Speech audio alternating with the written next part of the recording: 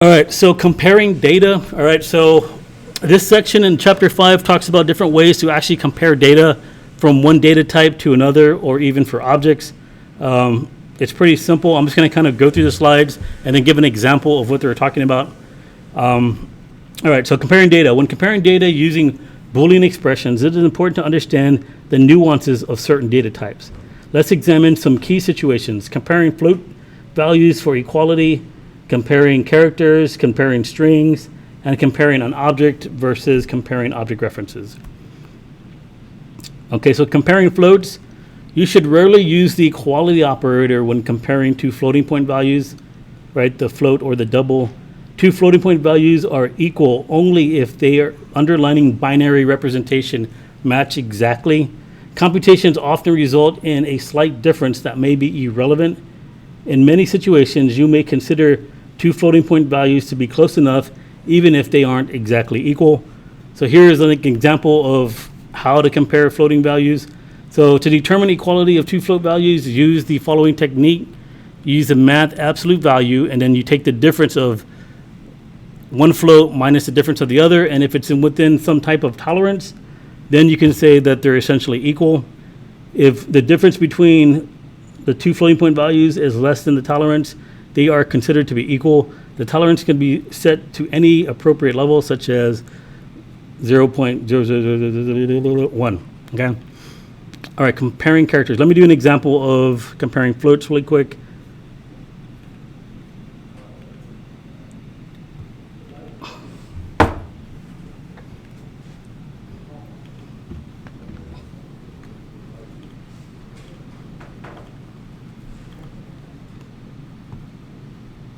All right, so I'm going to name this demo. I'm going to call it float compare.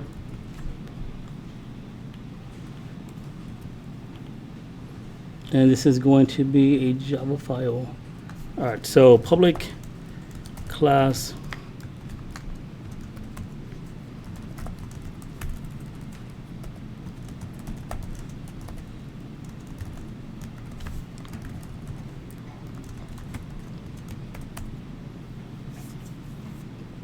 All right, so I'm going to declare float, and then I'm going to say like value 1 is equal to 5.7123. All right, and then a float value 2 is equal to 5.7123004. Is that 7 significant digits? 1, 2, 3. I think that should work. Actually, let me use double so I don't have to do the lowercase f at the end. All right, so those are numbers that are pretty much the same, right? But they're off slightly. So if I do a check on these by just using the equality operator, I can say is value 1 equal to value 2. Okay, if it's equal, I'll just say system out print line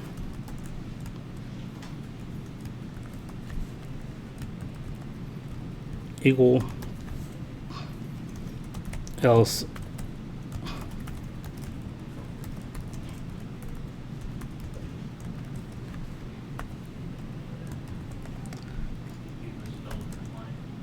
oh, thanks.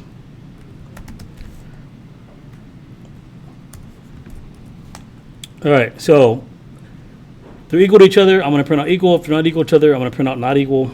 So I'm going to come down here and I'm going to compile and then run. And then you can see the result. They're not equal to each other, even though they're pretty much within the same range. Okay, so what the book wants you to do is it wants you to just take the absolute value. You could do like math dot absolute value, and then you just take the difference of the two, right? So the difference between value 1 minus value 2 is going to be this 0.004, right?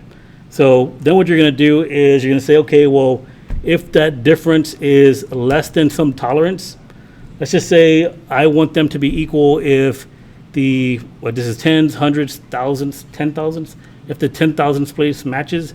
So I'll just say my tolerance for this would be 4 zeros and or 3 zeros and a 1, right? So now when I compile and I run, you can see that the numbers are equal to each other. Okay, that's all it's asking you to do. In some cases, right, you might like these like as you're doing like mathematical operations on a double. I don't know if you guys seen this happen yet while you're working with doubles, but sometimes, okay, because what happens in programming is these values, like we see them in decimal, meaning like 10 digits, right? So we see them in decimal, but a computer sees everything in binary. So in order to do the math, it has to get converted to binary and then back to decimal. When that conversion happens, sometimes it'll throw on like some really minute fraction. So sometimes like a 4 might actually be like a 3.999999999, right? Because like it didn't fully, like the math that it did on it, it didn't fully like see that as a 4 because it was doing like this precise binary math. That doesn't make sense.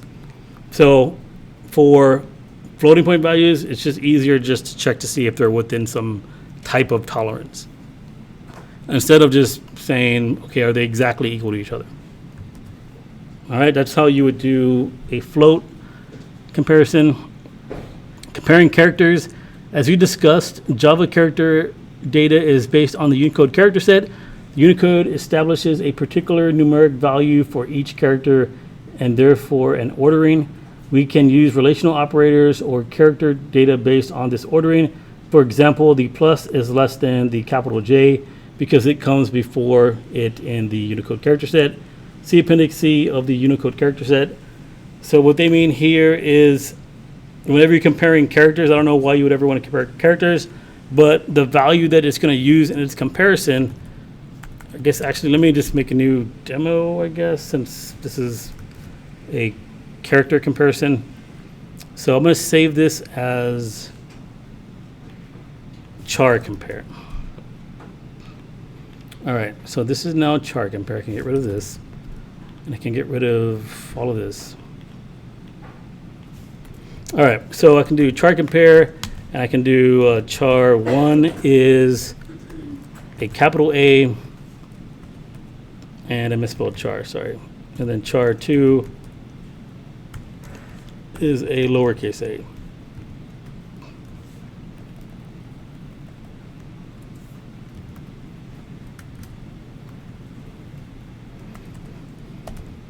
So I'm going to check to see if they're equal. I'm going to say is char 1 equal to char 2.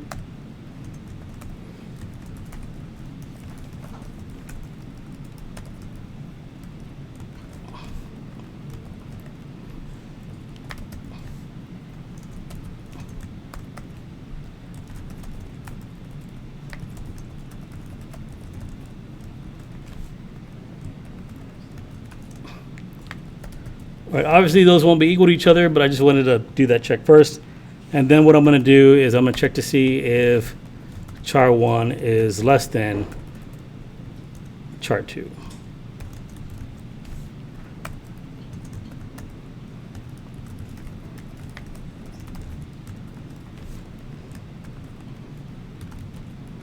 See, maybe I'll just print out the values. I'll say like char 1 plus .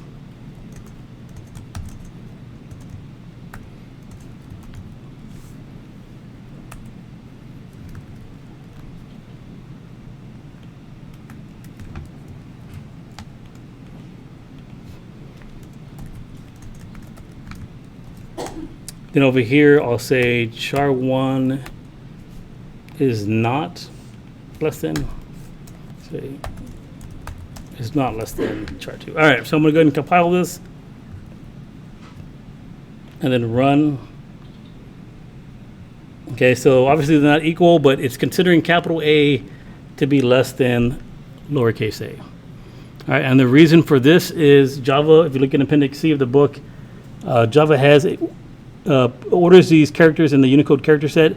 So whatever position they are in that table is the value that they carry when it comes time to compare the two, right? So that's why A is less than lowercase a, is because capital A appears first in the Unicode character set. And I should have went to the next slide, but go to the next slide on here. It actually gives you like a range of when these occur.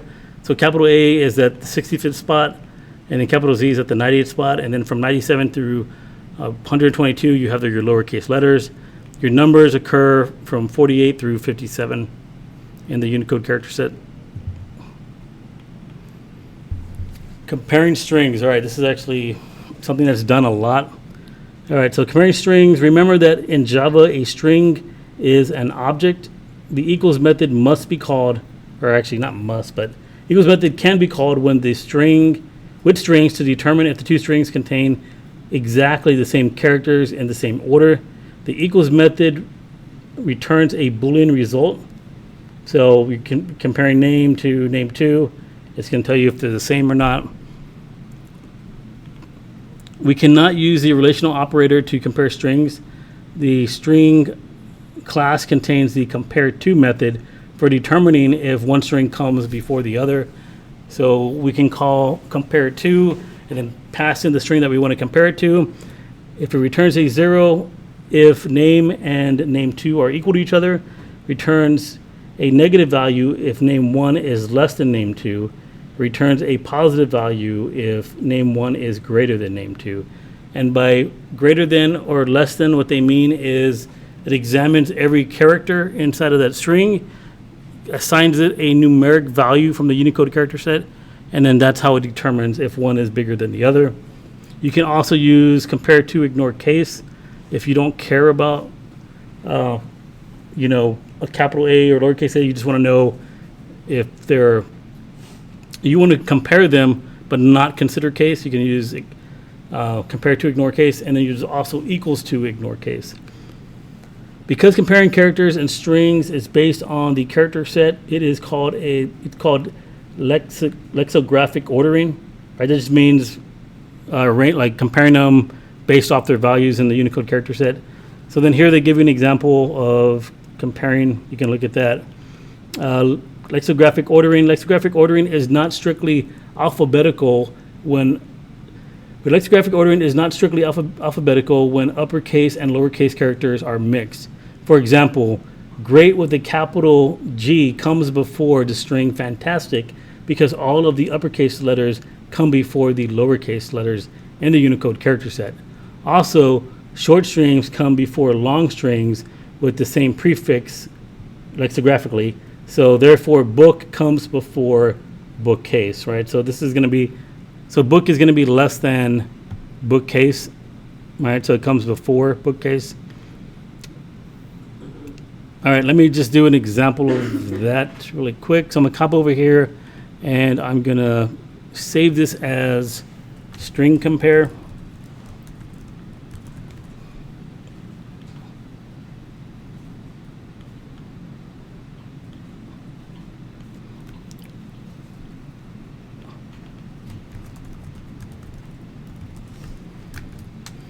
All right, so string compare.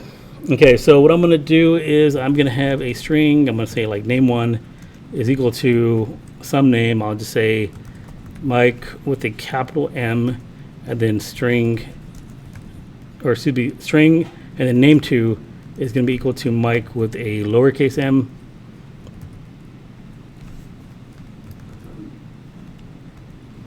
All right, and then I'm going to make one more string, name3, and I'm going to set it to be Mike with a capital M. All right, so name1 and name3 both have Mike with a capital N and M inside of it. So the first thing I'm going to do is I'm going to say if name1 is equal to name3,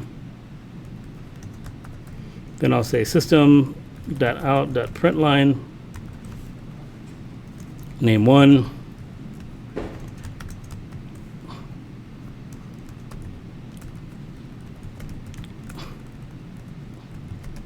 equals, and then name2 or name3, and else system out print line name 1 equals name 3. I'm going to say not equals, or how about does not equal. All right. So I'm going to compile. I'm going to run. And here it's saying Mike is equal to Mike. So for the string object, it wants you to use the equals method, but this double equality operator, I believe, is overwritten for strings. So you can use this as a check, but normally what this will do is check to see if it's the same object in memory whenever you use that variable of an object. And I'll show you the difference when you actually use an object. Okay. However, when I do the same comparison for name 1 and name 2,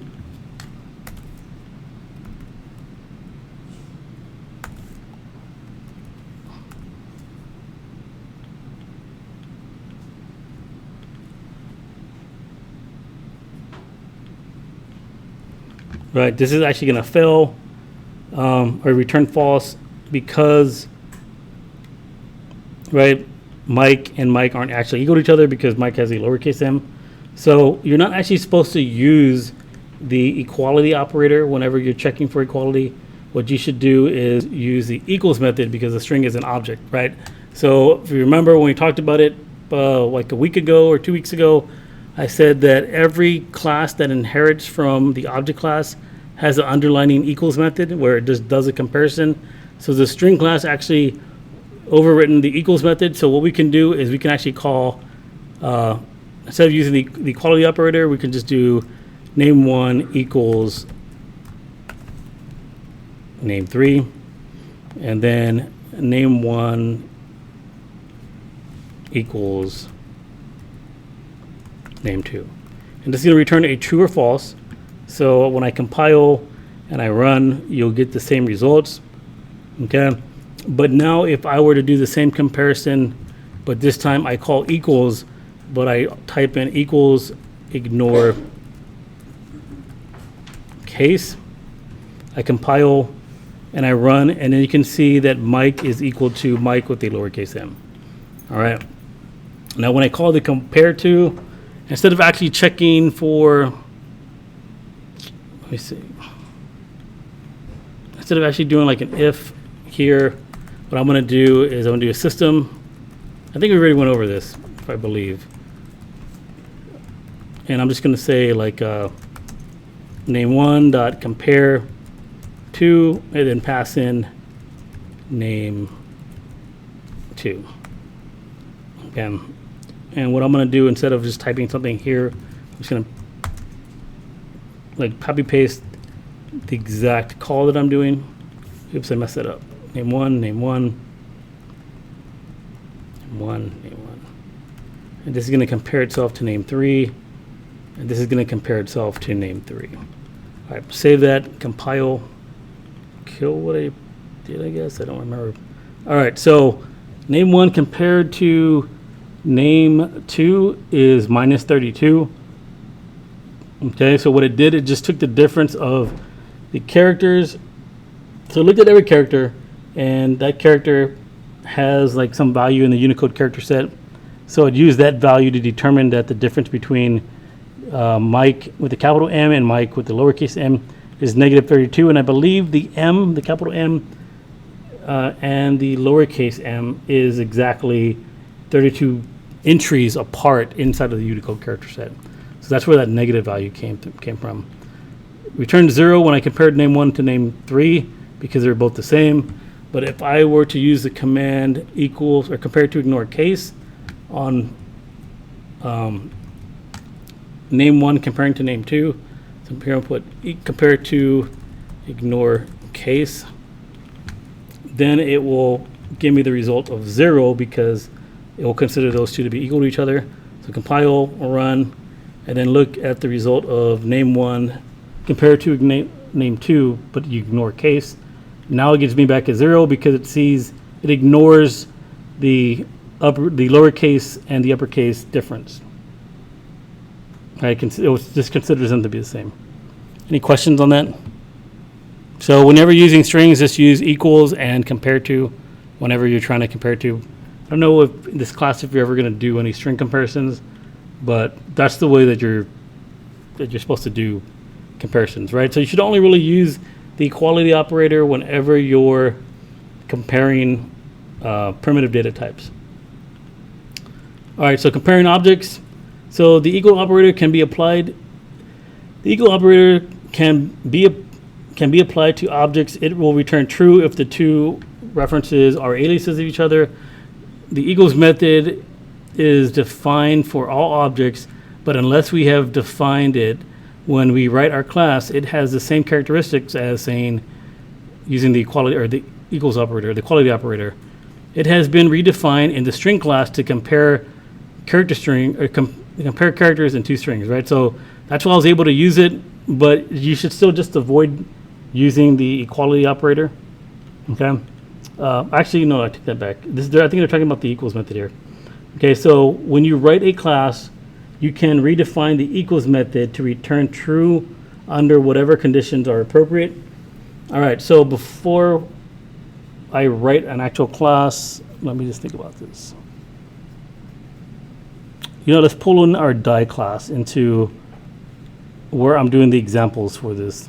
So before I do the next example, I'm gonna hop over to the demos folder where I'm doing the chapter 5 demos, and I'm gonna come over here and let me see, demos. I'm gonna go to chapter 4, and I'm gonna copy this and then slap it into here. It doesn't exist in here. Okay, cool. I'm gonna paste it in there.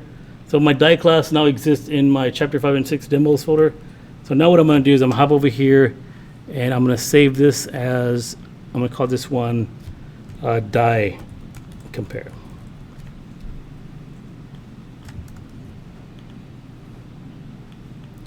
All right, so let me go. Well, stop. No, dang it, I got too big.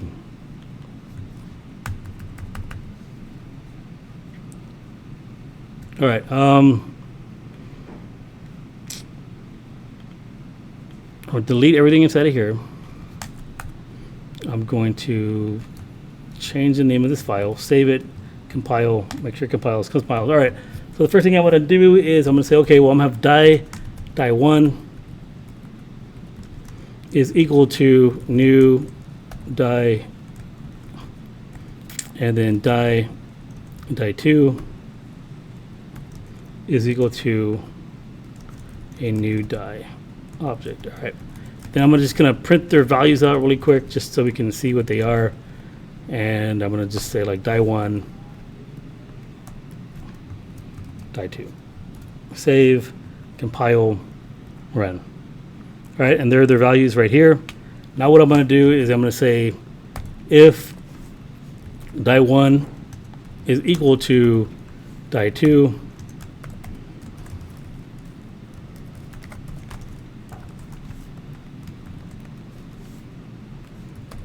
die1 and die2 are equal.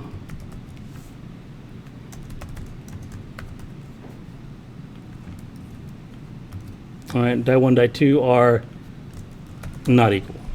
Compile. Run. All right, so here's saying that die1 and die2 are not equal. And I don't know if you guys remember, but at some point I thought I went over this, but what the equality operator is actually checking to see if it's the same object in memory. Okay, so die1 and die2 do not reference the same object in memory. However, if I were to make a new variable to hold whatever die1 is pointing to, right, the reference from die1, just like this right here, then when I use this if statement on die3, then you'll see that die1 and 3 will be equal to each other.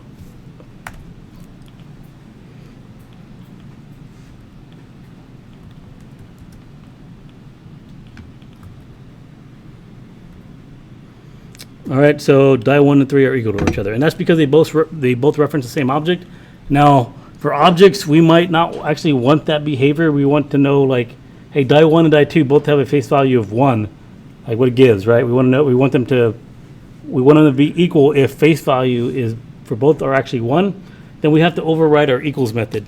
Now, because in my side of my die class, I don't override my equals method. Let me just pull this over to show you, right? There's no equals method being overwritten, only the toString is overwritten.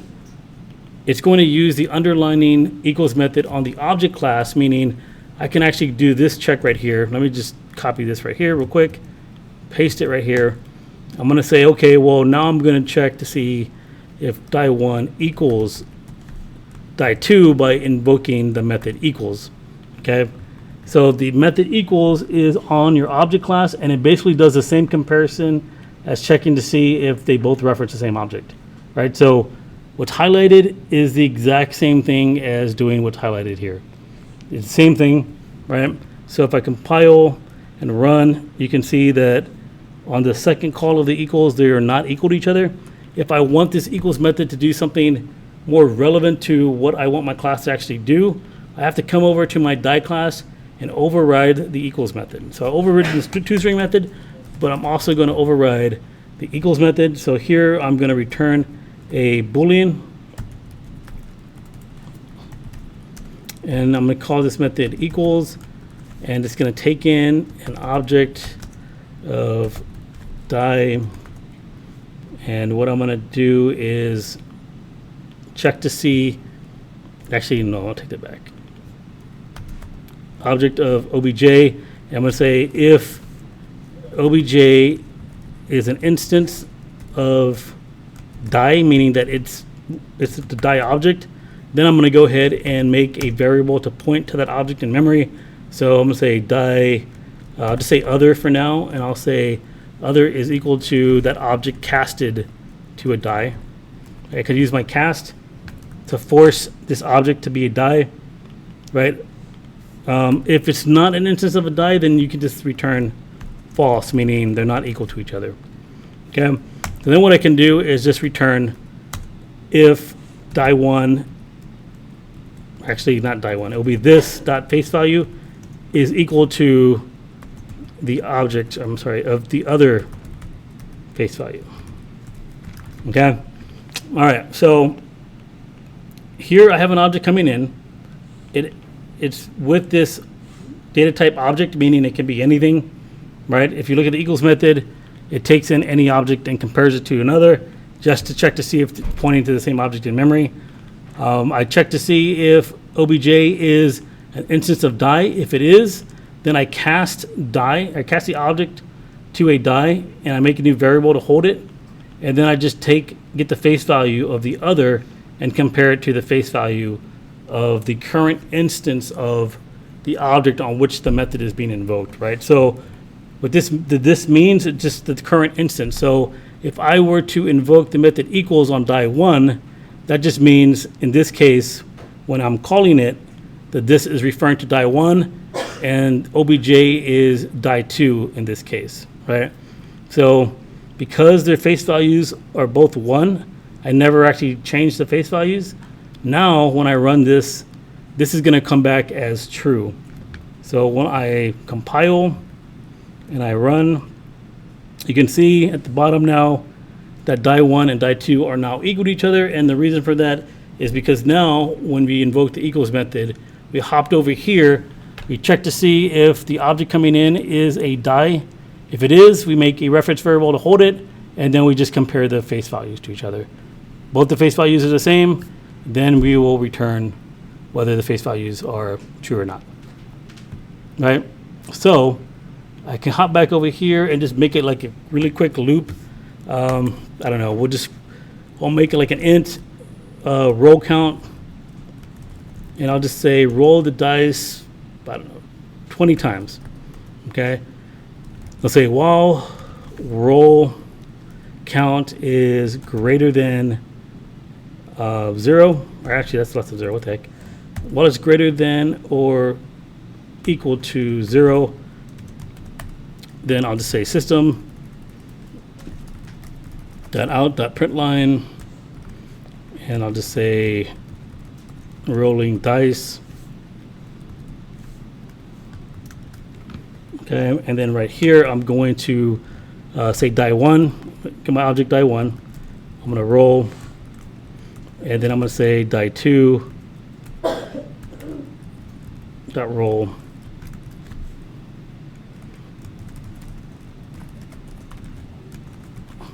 I'm going to print out the value of each one. I'd say like die1 is some value, so I'll say like die1 dot get face value. Whatever value it is, I'm going to print out. I'm going to do the same thing for die2. Save, and now what I'm going to do is compare the two die objects, right? So I'm going to say die1 dot equals. I want to pass in my die2, and if they're equal to each other, I'm just going to say sim.println the die values match.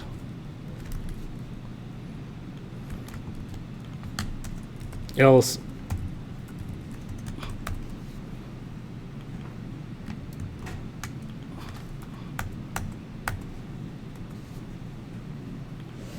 actually, let's make it a little more exciting than match and don't match.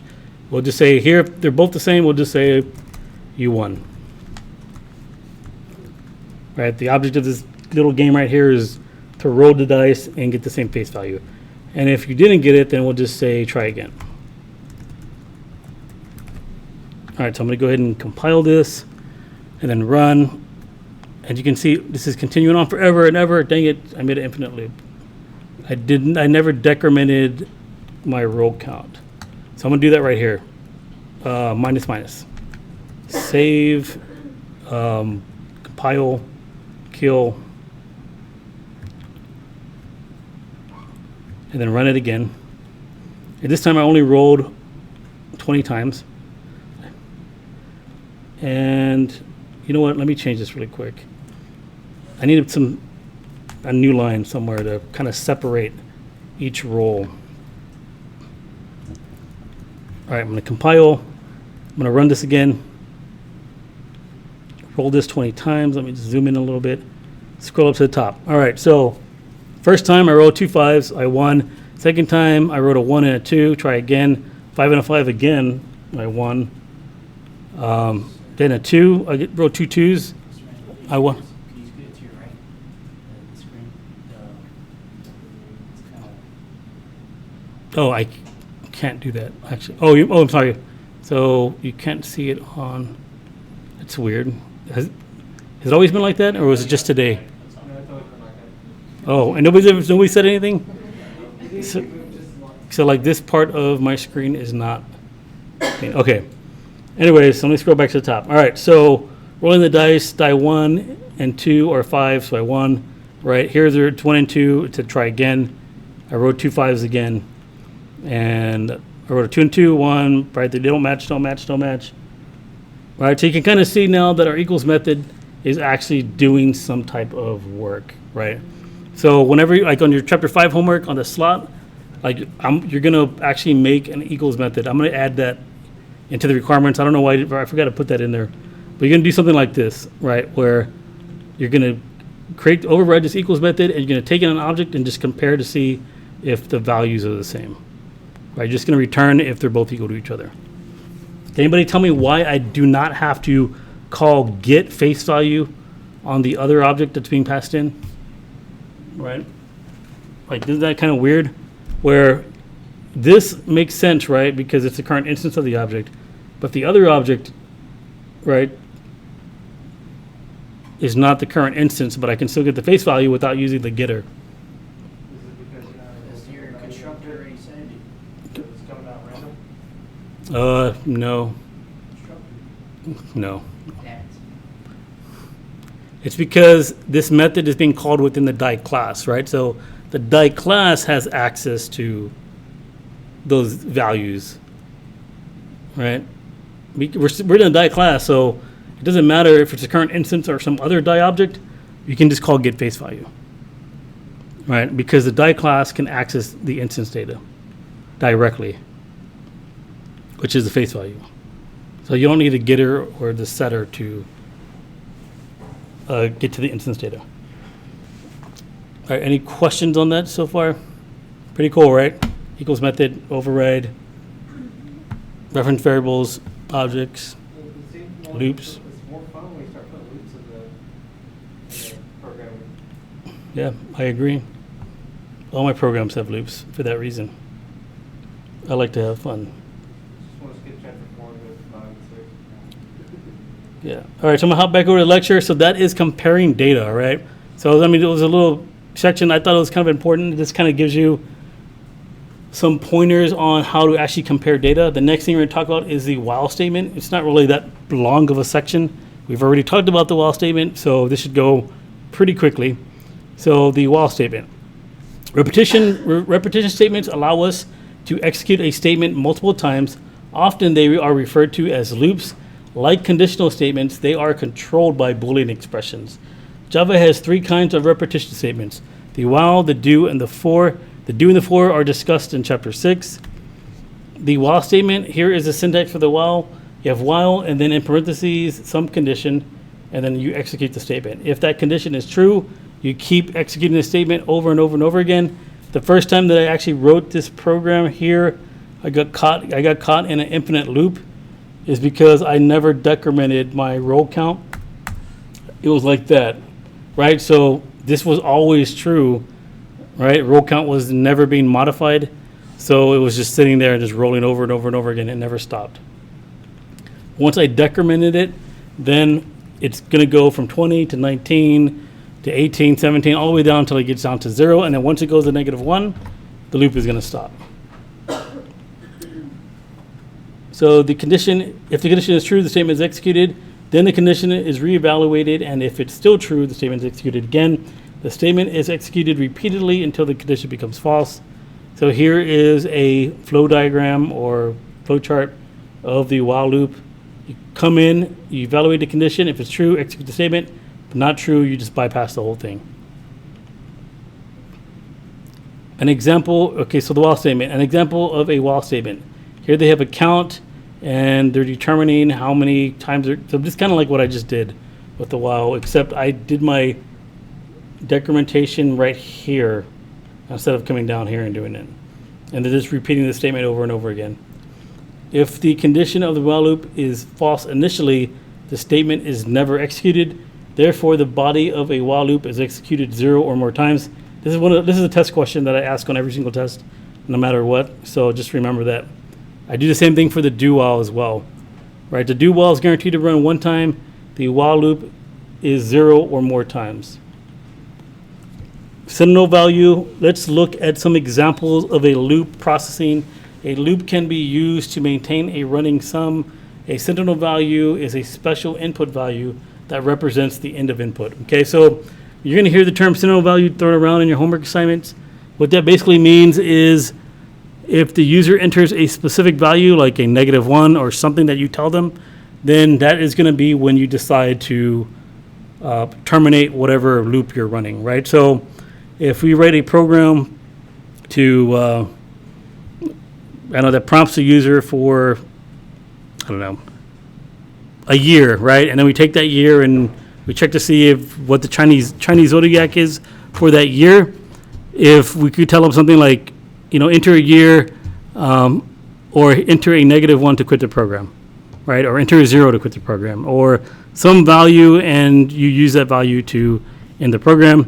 They use that in their example to end the input for figuring out the sum of, or getting the running sum of a bunch of numbers that are being entered. I'll give an example here in a little bit, though. Let's see, loop input validation. A loop can be used for input validation, making a program more robust. It is generally a good idea to verify input is valid in whatever sense when possible. So here they have the program win percentage. So what they do is they prompt the user, enter the number of games won, 0 through number of games, which is 12. And then they do 1 scan next int. And then while the 1 is not valid, then what they're going to do is say enter a valid input or invalid input, please enter the number. So they're just prompting them until they get a decent number, right? So that's another way you can use a while loop. Infinite loops, the body of a while loop eventually must come to condition false. If not, it is called an infinite loop, which will execute until a user interrupts the program. This is a common logical error. You should always double check the logic of a program to ensure that your loops will terminate normally.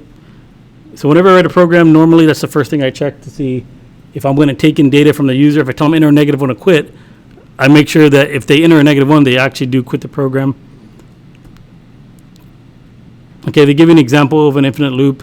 The one thing to note is you can use Control-C to terminate a program. When it's running, like if it won't stop running, enter Control-C and it will stop it. Okay, here they just tell you can nest if statements inside of loops. I've did an example of that already when I did that high-low game with the 1 through 10. If you look back to the first examples that I did, that was one of the first things that I did. You can have other statements inside of the while loop. Here they're giving you an example of a while loop, and then inside of this while loop here, if you continue on to the next slide, they're just doing if condition checks, right? Pretty exciting, right? And then they have this other while loop in here trying to, let's see, I guess they're incrementing whether to move something left or right. All right, so I guess we should do this quick check. So how many times will this string here be printed? All right, so you have this while loop that's going to execute while count, or actually 10 times, right? Because count is less than or equal to 10. Then you can increment count by 1 every loop, right? You're going to do 10 times. But inside of here, you're going to execute this loop, let's see, 19 times. Because you're setting it equal to 1, and while it's less than 20, meaning when it actually equals 20, you're going to stop. You're going to increment count by 2. So you actually execute that 190 times. Right, you're showing you a loop inside of a loop. All right, so let me just do a bunch of examples of everything they just talked about, so I could just make those points one more time. So I'm gonna hop over here. The first thing I want to demonstrate is the sentinel value. So I'm gonna make a new program. So I'm just gonna save this one. I'm gonna save this one as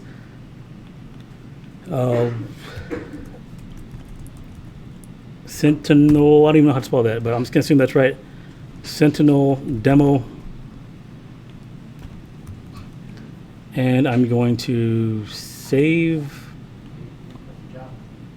And I'm going to delete everything inside of here. I missed. That's not going to save on your Dropbox? No, because I'm doing save as. I'm changing the name. So whatever that was saved previously will be under a different name. So I'm overwriting it, but the initial save was still there. Yeah. Because I changed the name, yeah. Yeah, that way it's a quicker way, I guess. I don't know. It just seems quicker. All right, so Java util.scanner.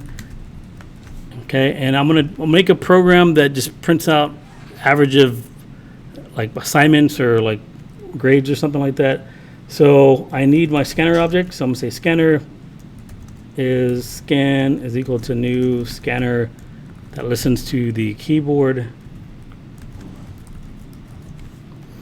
Okay, and then I'm gonna have an int count, or maybe I'll just name it like num of assignments. The number of assignments is gonna be 0. And what I'm going to do is, let's see, so I'm going to have an int for user input. Okay, I'm going to initialize this to a 0. And then I'm going to make a sentinel value, right? The sentinel value is going to be while user input does not equal -1. Okay. But while user input does not equal -1, I'm going to keep them in this loop, and like I'm just going to like get a running sum of their grades. So I'm going to have an int called running. Wait, run two ends ing sum. I'm going to make that 0 as well. Okay, and then I'm going to prompt him.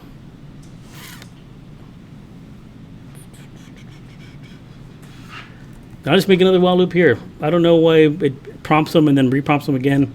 I have no idea why the book was doing it like that. That seemed kind of not good. So, hold on. Actually, let me think about this. If it's 0, 0 is a valid. Dang it! I don't want to confuse you guys too much. So I'm just going to come up here and say system.out.print.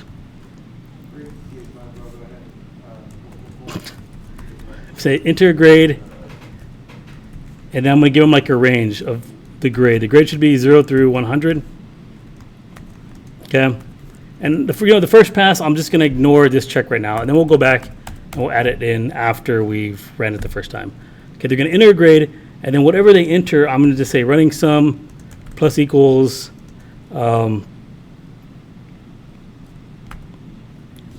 scan.next int.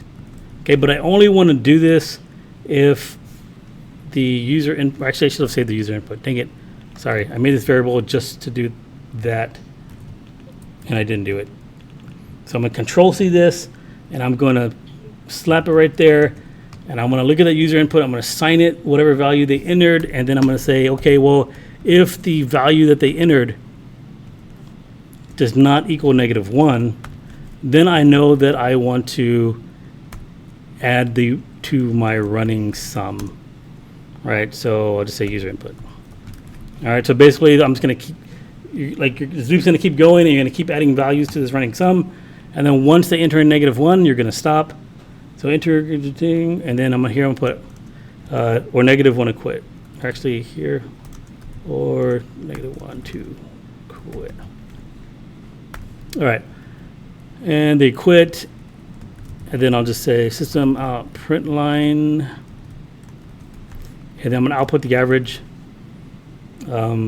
Thing. You can actually have a division by 0 here, so this could be really bad. Actually, I need to increase the number of my assignments every time this actually happens, right? So every time I do add a value to the running sum, I'm going to just increment the number of assignments by 1.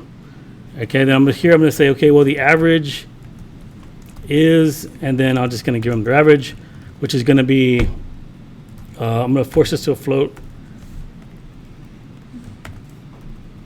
and it's going to be the running sum divided by the number of assignments, and that is what their average is going to be. This can actually crash because first time I run it, but I don't enter anything, I have division by 0. So I'm going to go ahead and run this so we can see it crash, I believe. I don't know, let's see. I'm kind of curious to see what happens. All right, so it did compile. I'm going to go ahead and run. Okay, I always like to verify that I can leave my program. So I enter a -1 to quit. Oh, it just says not a number. I thought it would do a runtime exception. That's weird. It used to do a runtime exception. All right, anyways, when I quit right away, I have a 0. I have 0 divided by 0. Anything divided by 0, for some reason, is undefined, because if you divide something by like 0.000001, it like actually increases like exponentially, because you're dividing that one thing into a bunch of little pieces, right? But as that number approaches 0, somehow it's undefined. I don't know, it's super confusing when I think about it. But division by 0 is undefined. I would think it would be like infinite. I don't know. But then if it's 0, I don't know. I don't have to think about it. It's like thinking about the end of the world. It makes my brain hurt. All right, so average is this. Anyways, I was able to end this program by typing in a -1, right? So that's good. So now the next thing I want to do is just run this program and just see if I get a real average. So I'm going to compile, run, okay, enter a grade. I'm going to enter a 100. And then I'm going to enter in a 75, And then the difference between, or the average of that should be like right in the middle. So then I'm going to put a -1, and I get 87.5, which I expected to get with 175. All right, so this program is working as expected, except I have this weird problem though. If I enter, it's telling me enter a grade between 0 and 100. If I enter 100, I'm fine, but if I enter a -100, it somehow accepts that grade. If I enter a -1, I quit, and then my average is 0.0. Right, weird, huh? So what we're gonna do is we're going to lock them right here, like what the book said, an input validation. I'll say like while user input is less than 0 or user input is greater than 100, you want to keep prompting him, except I have this weird case of -1 is the value that I want them to enter if they want to quit. So I want to say if user input does not equal -1, and one of these conditions inside of these parentheses is true, then I want to prompt him. This is like code, like I'm basically doing code repetition, which is kind of a bad thing. Like you want to write this program to where you don't have to write the same statements over and over again. All right, so I'll just like bark at them really quick, like invalid input.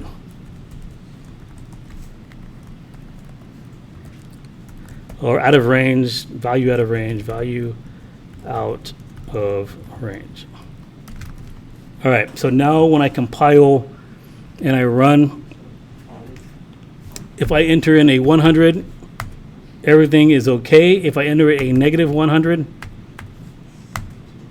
it's telling me value out of range. Like, so I'm basically stuck in that loop inside of a loop until I enter a value that is within range or a -1 to quit, right? So if I enter in a like 10,000, right, values out of range, but if I enter a -1, then I quit, and then my average is 100, right? So I was able to use this loop, right? This while loop. I don't terminate this until they give me -1, but right here I set up some logic to where I keep prompting the user over and over again to give me a value until it is correct. Okay, pretty cool, right? So, I mean, I think it's cool. Right, we have a loop inside of a loop, and we have an if statement. We have like some semicolons everywhere.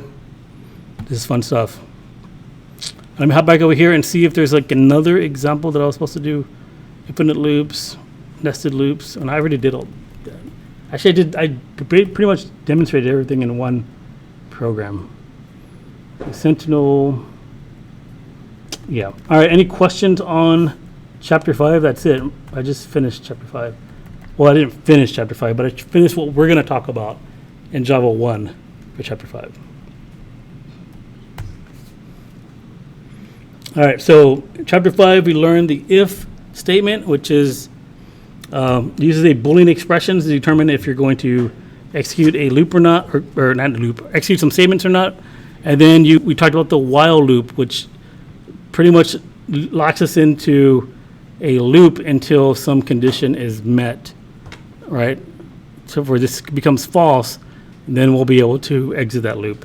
In chapter 6, we're going to introduce the do while and the for loop and the switch statement. Yeah, and that's it. I mean, that's everything we need to know for the final exam.